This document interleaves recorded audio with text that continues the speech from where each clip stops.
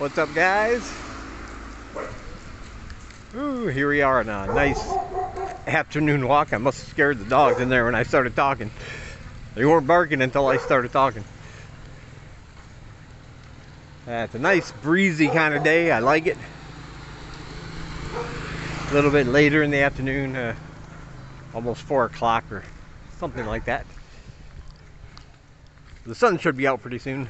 As you can see, it just went behind the cloud there for a second, but it should be back. Yeah, this has been a wild week, hasn't it? All the new information coming out about the country opening back up, tourists allowed back in, business going back to normal, or back to new normal, I should say, without so many other restrictions that were in place. And so now, luckily, in future videos, I'll get to show you guys what it's like living with a new normal. We'll talk to some business owners and some locals, see how they feel about things, what's working for them, what's not. And might also talk to a few expats, people that make it over here now that they can. And if they want to be in the video, let you guys know what their experience was like, give you any helpful hints or tips that they can, so that if you do plan on coming over here, it can go a little bit smoother for you. But first, as always, I want to say thank you to my supporters. It really means a lot. We're still looking for about $120 to meet our goal this month. We still got a week though, we can do it. So if you want to and you can,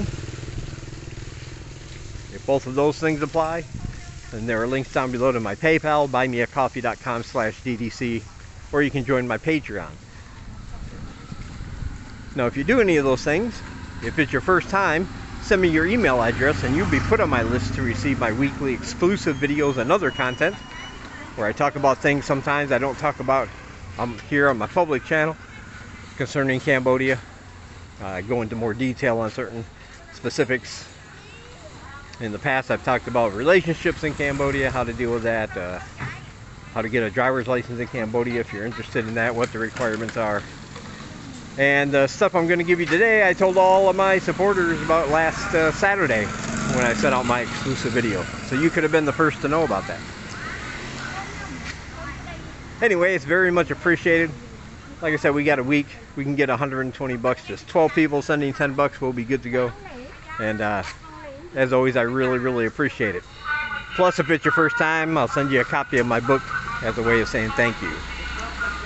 So let's talk about what's going on now. This should be the last video about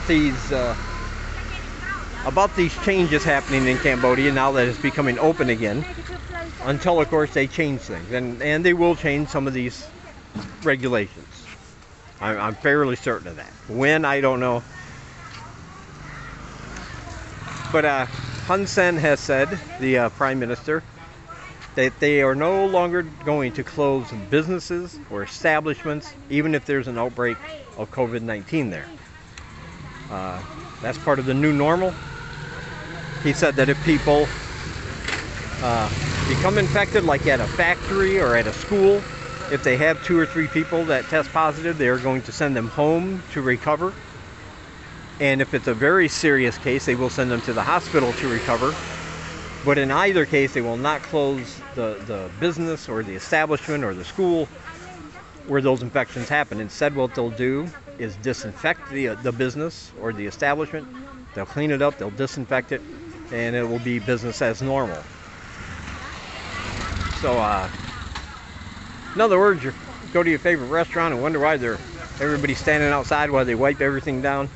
Chances are there's somebody tested positive for COVID that worked there or maybe visited there, and they're cleaning up just to be safe. But you'll be able to go in and still have your lunch or dinner, whatever it is you're doing. I have mixed feelings about that. On the one hand, you want to keep your citizens safe, and if there's an outbreak, perhaps they should think about shutting down, maybe just for even a few days, because since if they just disinfect the place and then open right back up, unsuspecting people who might not want to visit an establishment where there's been an outbreak could walk in unawares, and whereas the otherwise might not have. And I don't think there are going to be a list of places that have cases listed, or places that have had positive cases. There's not going to be a list of those, so people can't look and go, okay, this place I don't want to go to for at least another week, or something like that. But on the other hand, this is what needs to happen to get the economy back going again here, without interruption and without having to worry. Like I said, the serious cases, they'll be sent to a hospital for treatment. Otherwise, the people who tested positive will be sent home to get better there. And then, of course, they'll have to recover and test negative before they're able to return to that business or establishment, school, whatever it is.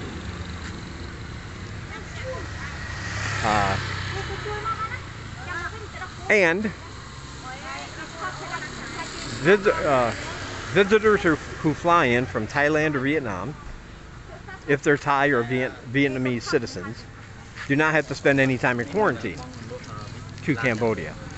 The three countries decided that since they all share the same kind of the same passport, where all of them are allowed into each other's territories fairly freely, that and because of the vaccination rates, they will not have to.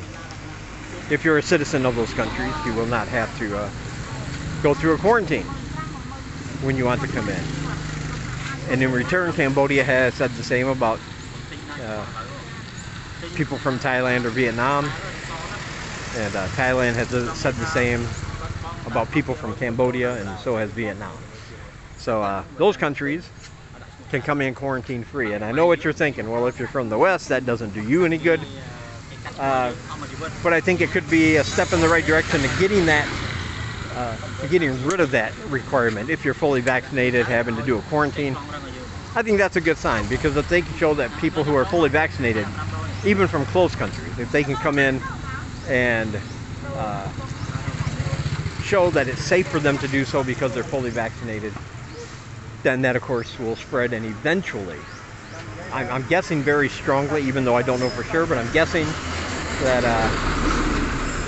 eventually they're going to get rid of that requirement for fully vaccinated people. There are a lot of institutions and other businesses encouraging Cambodia to maybe get rid of that requirement for vaccinated travelers, because not only is it time prohibitive, but it's also cost prohibitive.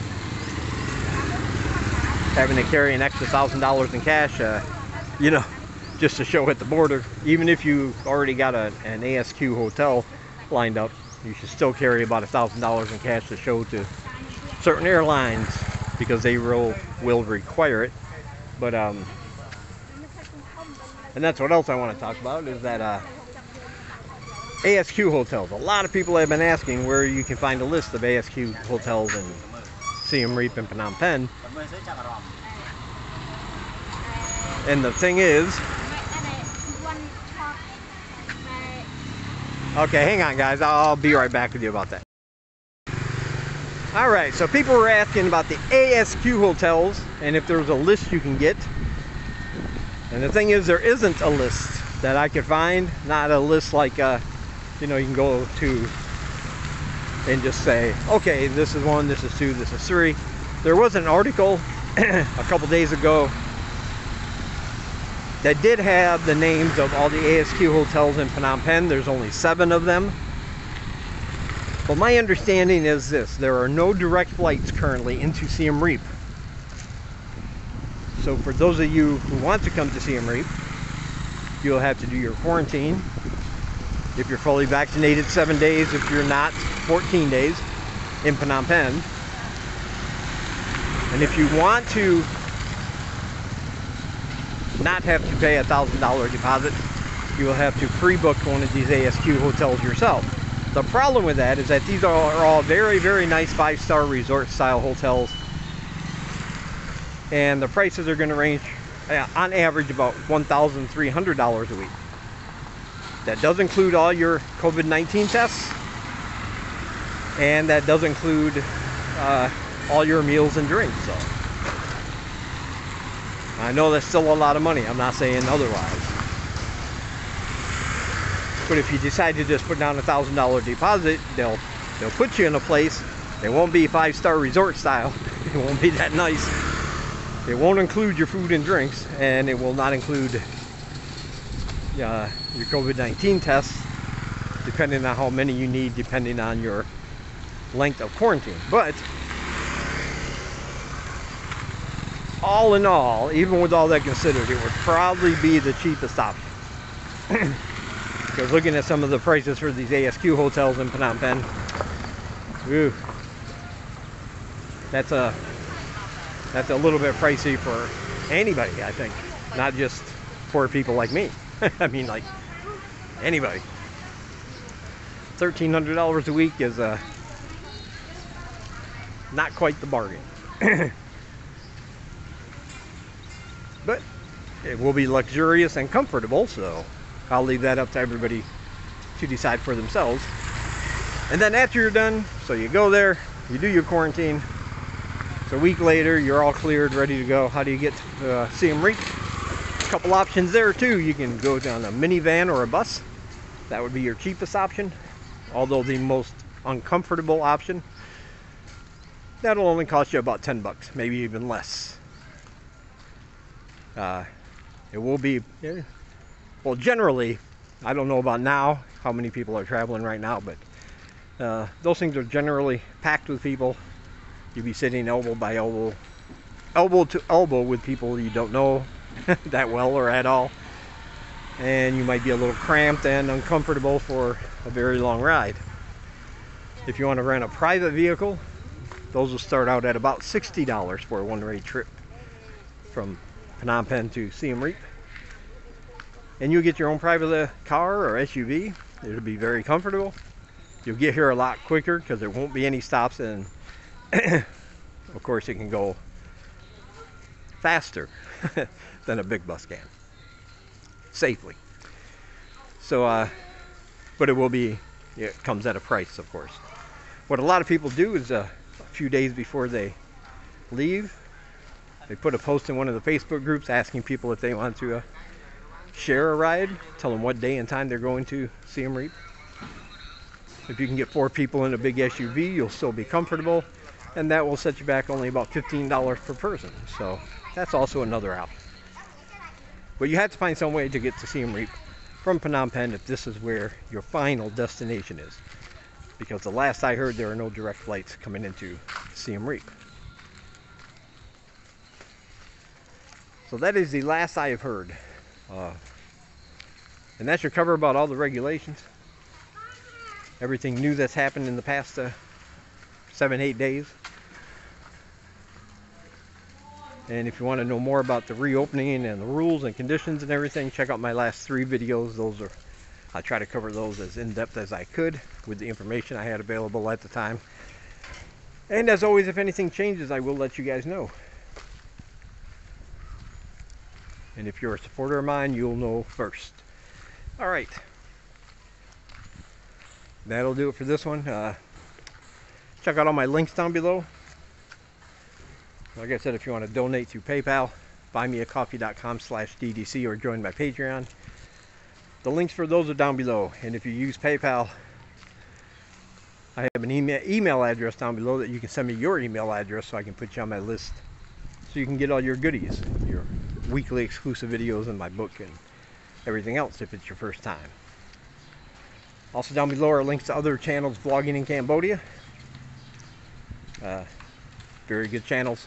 Definitely check them out. I also got links down there for my social media, my books, my t-shirts, and other things. Alright, we're here at Luke's.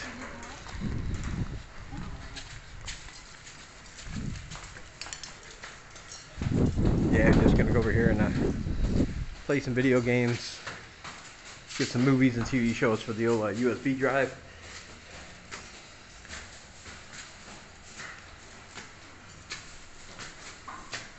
And think of something to do. All right.